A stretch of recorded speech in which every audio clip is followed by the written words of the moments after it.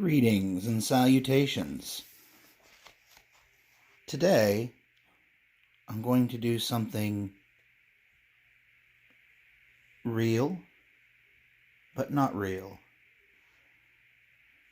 AKA, not about me, but about something vastly more important. And for those who have subscribed to see if I'll say anything damning or to learn information, stay tuned. At some point in this video, I will indeed really reveal some new information. Now, while you're looking at the Heimskringla, I will actually be reading from the poetic Edda, the Havamal, to be precise. Have thy eyes about thee, when thou enterest, be wary always. Be watchful always, for one never knoweth when need will be to meet hidden foe in the hall. All hail to the givers, a guest hath come. Say, where shall he sit? In haste is he, to the hall who cometh, to find a place by the fire. The warmth seeketh. Who hath wandered long and is numb about his knees, meat and dry clothes, the man needeth, over the fells who hath fared. A drink needeth, to full dishes who cometh, a towel and the prayer to partake. Good bearing eke, to be well liked, and be bidden to banquet again. Of his wit hath need, who widely fareth, a dull wit will do at home. A laughing-stock he, who lacketh words amongst smart wits when he sits. To be bright of brain, let no man boast, but take good heed of his tongue. The sage and silent come seldom to grief, as they fare among folk in the hall. Findest thou never, then shrewd head on thy shoulders? The wary guest to assail who comes, listen that he may learn, opens his ears, casts his eyes about, thus wards him the wise man against harm. Happy is he who hath won him the love and liking of all, for hard it is one's help to seek from the mind of another man. Happy is he who hath won him both winning ways and wisdom, for ill-led is oft who asketh help from the wit and words of another. Better burden bearest thou no wise than shrewd head on thy shoulders. In good stead will it stand among stranger folk, and shield when unsheltered thou art.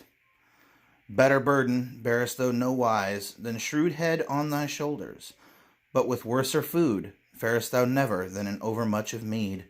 For food is not, though good as it is thought, mead for the sons of men. The deeper he drinks, the dimmer grows the mind of many a man. The heron of heedlessness oversoar the feast, and stealeth the minds of men.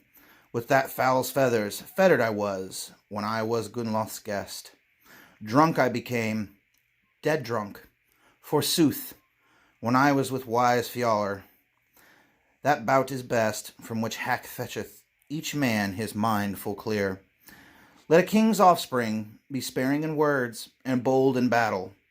Glad and wholesome the hero be, till comes his dying day. The unwise man thinks that he will live, if from fighting he flees. But the ails and aches of old age dog him, though spears have spared him. The fool but gapes when to folks he comes. He mumbles and mopes, soon as seen, when his will he had, what the mind of the man is like. Only he is aware, who hath wandered much, the far hath been afield. What manner of man be he whom he meets, of himself be not wanting in wit. The cup spurn not, yet be sparing withal. Say what is needful or not. For ill breeding upbraids thee no man, if soon thou goest to sleep. The greedy guest gainsays his head, and eats until he is ill. His belly oft maketh a butt of a man, on bench midst the sage when he sits. The herd do know, when home they shall, and gang from the grass to their stalls. but the unwise man will not ever learn how much his maw will hold. The ill-minded man, who meanly thinks, fleers at both foul and fair, he does not know, as know he ought, that he is not free from flaws. The unwise man waketh all night, thinking of this and that, tosses sleepless, and is tired at morn, nor lighter for that his load. The unwise man weens that all who laugh with him like him too, not sees their scorn, though they sneer at him on bench midst the sage when he sits.